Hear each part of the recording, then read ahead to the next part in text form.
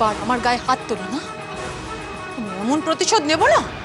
দেখবো দেখবো তখন ওই বিধবা বউ কি করে আমার শাশুড়িকে বাঁচায়। সারা বিশ্ব জেনেছে কি করে শাশুড়িরা তাদের বউদের মেরেছে। এবার বিশাখা দেখাবে কি করে সে তার শাশুড়িকে শেষ করে দিল। খিদে পেয়েছে বুঝলে, ঝপ করে কিছু একটা বানিয়ে আনো তো। এই বলছি না, খিদে পেয়েছে আমার। খিদে পেয়েছে না? হ্যাঁ খুব খিদে পেয়েছে। আমি তো তাই বলছি।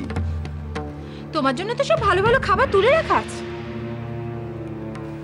ভালো ভালো খাবার তুলে রাখা আছে তো সেগুলোই নিয়ে এসো না। বলছি কি ভালো খাবার গো? কেন, কেক, মালপোয়া, পায়েস সব ঘরে তুলে রাখা আছে। যাও না যাও, আজকে তো এই বাড়িতে রাজার জন্মদিন পালন করা হচ্ছে। দেখুন ডক্টর সেন, আপনাদের জন্যই ছেলেটি তার জীবন ফিরে পেয়েছে। বলতে গেলে নাম দেওয়ার অধিকার তো একমাত্র আপনাদেরই আছে। ওকে স্যার, আপনি যখন বলছেন তখন তাই হোক। এখনো কিছু ফাইনাল করেননি? ওনারা ফাইনাল করলে আপনারা তো নিশ্চয়ই জানবেন। হ্যাঁ, তাহলে আমাকে কাইন্ডলি একটু বলবেন। হ্যাঁ হ্যাঁ, thank you so much doctor Mukherjee. আমি পরে আবার কল করবো আপনাকে। ওকে। দুষ্টু, হ্যাঁ মাকে ঘুম পাড়িয়ে এসছো? হ্যাঁ, মাকে তো ঘরে দিয়ে এলাম। আমার আর ভালো লাগছে না, সকাল থেকে তো এক ধরনের অশান্তি হলো। এবার কি মেজদা আবার নতুন করে শুরু করবে? তোমরা এটা নিয়ে কোনো টেনশন করো না তো। দিদি ভাই, একটা কথা বলতে আমি ভুলে গেছি। মা ওই পুতুলটার গলায় একটা সোনার চেন পরিয়ে দিল, তারপর বললো ওটা নাকি রাজার চেন। আমি জানি। কি সুন্দর মা হাতটা, এটা তো আগে কখনো দেখিনি। কার গো এটা? কেন তুমি এত বায়না করছো? তোমাকে বলেছি না তুমি আমার দরকারি জিনিসে হাত দেবে না। দাও এটা। মাকে বলতে শুনেছিলাম ওই সময় ওটা নাকি রাজার ছোটবেলাকার চেন। কিন্তু দিদি ভাই, আমি তো রাজার মুখে কোনোদিন শুনিনি, বা রাজা নিজে থেকে আমাকে বলেনি এই চেনটার কথা। ও কি জানতো না?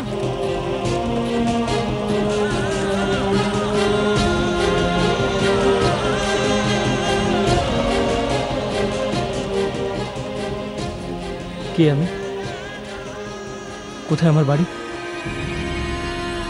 আমার বাড়ির লোকজনই বা কোথায়? এগুলো আমি জানবো কোত্থেকে? কার কাছ থেকেই বা জানবো? প্লিজ আপনাকে হাত জোর করে বলছি, আপনি বুঝিয়ে সুঝিয়ে আপনার মেয়েকে বাড়ি নিয়ে যান প্লিজ। হ্যাঁ, সে তো নিয়ে যাব। এক্স্যাক্টলি দুষ্টু কি করেছে সেটা আমাকে বলবে।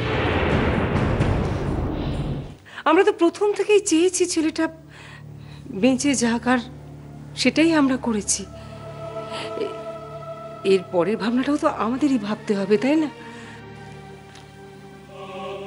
You are absolutely right. তুমি ঠিক বলেছো। এই মুহূর্তে ছেলেটার ভালো ছাড়া আমাদের আর কিচ্ছু ভাবার নেই। দময়ন্তী, এত রাতে তুমি কেন এসছো? কি করছো তুমি? আমি কাগজে একটা অ্যাডভার্টাইজমেন্ট দেবো রাজার ব্যাপারে, সেই ম্যাটারটাই লিখছিলাম। এসব পাগলামি কেন করছো দুষ্টু? মাম্মা, আমি পাগলামি করছি না। রাজাকে খোঁজার জন্য যা যা করার দরকার, যা যা করা উচিত সেটাই করছি। শোনো দুষ্টু, নিজের জিনিস গুছিয়ে নাও, এক্ষুনি আমাদের বেরোতে হবে। মাম্মা, তুমি কেন বুঝতে পারছো না? আজ আমি যদি এ বাড়ি ছেড়ে চলে যাই, রাজা ফিরে এলে কি ভাববে? ও তো ভাববে বাকি লোকেদের মতো আমিও ভেবেছি ও আর নেই, তাই বাড়ি ছেড়ে চলে গেছি।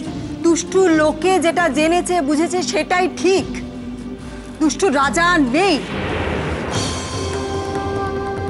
তোমরা যেটা জানো সেটা ভুল।